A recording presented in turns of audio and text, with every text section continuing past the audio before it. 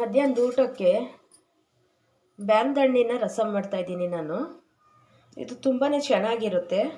ನೀವು ಯಾವತ್ತಾದರೂ ಈ ಥರ ಟ್ರೈ ಮಾಡಿದರೆ ಕಮೆಂಟ್ ಬಾಕ್ಸಲ್ಲಿ ಕಮೆಂಟ್ ಮಾಡಿ ನನಗೆ. ನೋಡಿ, ನಾನು ಒಂದನ್ನ ಒಡೆದು ಇಟ್ಕೊಂಡಿದ್ದೀನಿ, ಹಣ್ಣಾಗಿದೆ. ಇವಾಗ ನಾನು ತೋರಿಸ್ತೀನಿ ಯಾವ ರೀತಿ ಇದನ್ನು ಮಾಡೋದು ಅಂತ ಹೇಳಿ. ಒಂದು ಬಾಣಲೆ ಇಟ್ಕೊಂಡಿದ್ದೀನಿ ನಾನು. ಇದಕ್ಕೆ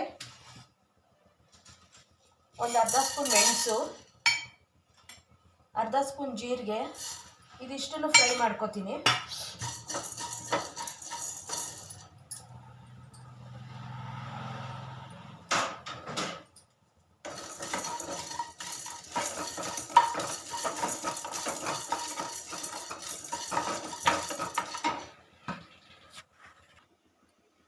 ಜೀರಿಗೆ ಮೆಣಸನ್ನ ನಾನು ಪೌಡ್ರ್ ಮಾಡ್ಕೊಂಡು ಬರ್ತೀನಿ.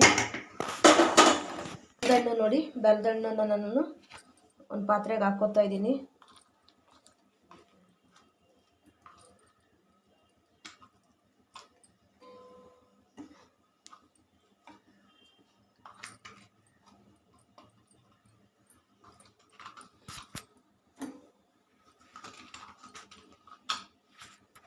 ಈ ಎಣ್ಣೆಗೆ ಸ್ವಲ್ಪ ನೀರು ಹಾಕ್ಕೊಂಡು ನಾನು ಅದು ಬೀಜ ಎಲ್ಲ ತೆಕ್ಕೊಂಬಿಡ್ತೀನಿ.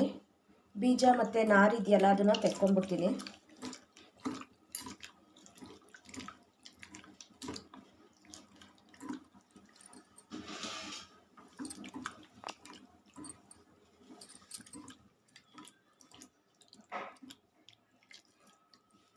ನಾವು ಹುಣಸೆಹಣ್ಣು ಕಲಿಸ್ಕೊಂಡು ಯಾವ ರೀತಿ ನಾರು ತಕ್ಕೋತೀವಿ ಆ ರೀತಿ ತಕ್ಕೋಬೇಕು.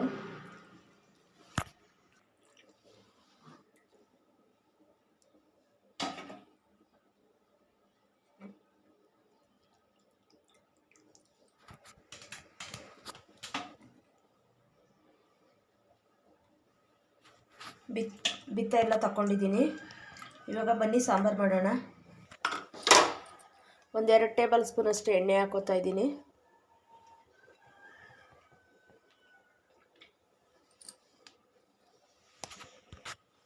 ಸಾಸಿವೆ ಹಾಕೋತಾ ಇದ್ದೀನಿ.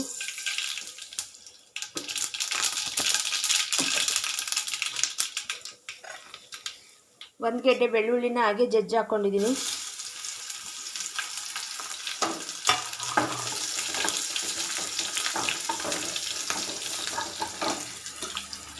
ಒಂದು 4 ಒಣಮೆಣ್ಸಿನ್ಕಾಯಿ ಹಾಕೋತಾ ಇದ್ದೀನಿ.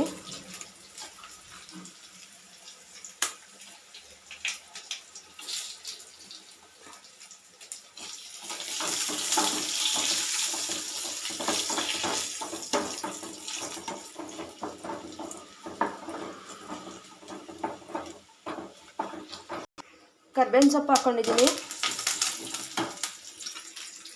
ಹಾಗೆ ಒಂದು ಚುಟ್ಕಿ ಅರಿಶಿನ ಪುಡಿ ಹಾಕ್ಕೊಂಡಿದ್ದೀನಿ.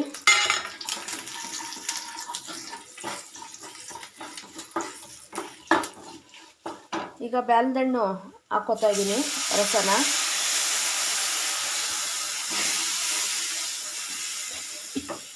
ಇವಾಗ ನೀವು ಸಾಂಬಾರು ಎಷ್ಟು ಬೇಕೋ ಅಷ್ಟು ನೀರು ನೋಡಿಕೊಂಡು ಹಾಕೋಬೋದು.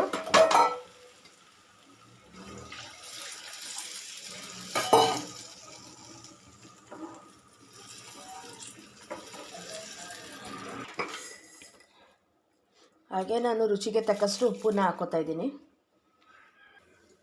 ಸಾಂಬಾರು ನೋಡಿ ಕುದೀತಾ ಇದೆ. ಇವಾಗ ಜೀರಿಗೆ ಮೆಣಸನ್ನ ದಪ್ಪ ಥರ ನಾನು ಪೌಡ್ರ್ ಮಾಡ್ಕೊಂಡು ಹಾಕೋತಾ ಇದ್ದೀನಿ.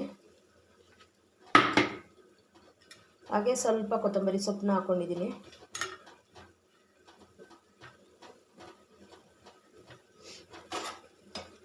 ಈಗ 1 ನಿಮಿಷ ಕುದಿದ್ರೆ ಸಾಂಬಾರು ರೆಡಿ ಆಯಿತು.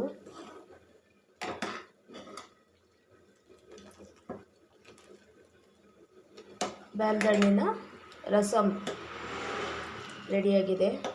ಈ ವಿಡಿಯೋ ನಿಮಗೆ ಇಷ್ಟ ಆಗಿದರೆ ಶೇರ್ ಮಾಡಿ, ಕಮೆಂಟ್ ಮಾಡಿ, ಲೈಕ್ ಕೊಡಿ, ಸಪೋರ್ಟ್ ಮಾಡಿ.